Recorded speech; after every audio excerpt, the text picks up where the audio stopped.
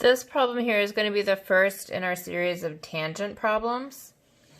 For this whole series of tangent problems and problems just moving forward from here, I want you to go ahead and start off by marking the center of your circle. We all know how to find a center point now.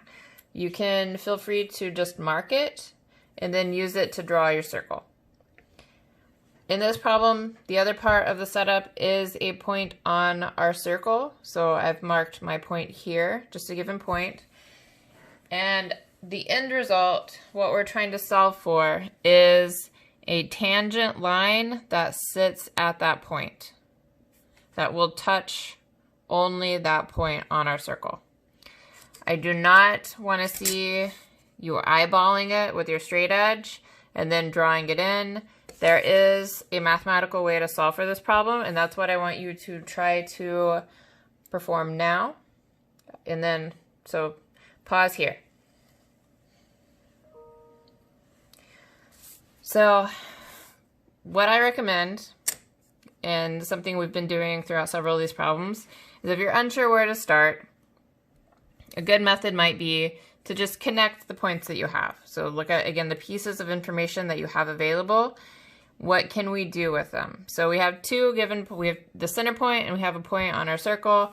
We can use them to connect, use them to draw a line segment. And in this case, I'm not gonna just draw a line segment between them. I'm gonna extend this line segment. And from here, it should be pretty straightforward. We just need to use what we know about tangent lines and their relationship to points, for instance, on a circle.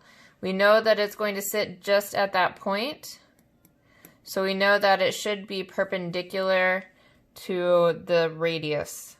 If we had drawn a line segment from the center point to that point, it should be perpendicular there. So if you want to pause and work it out knowing this, and I'll just continue to work. This problem here that we're now trying to solve for is just a perpendicular at a point on a line, which is a replication of problem 2 from line week. So I'm going to use this point and this point as two equal distance points from here.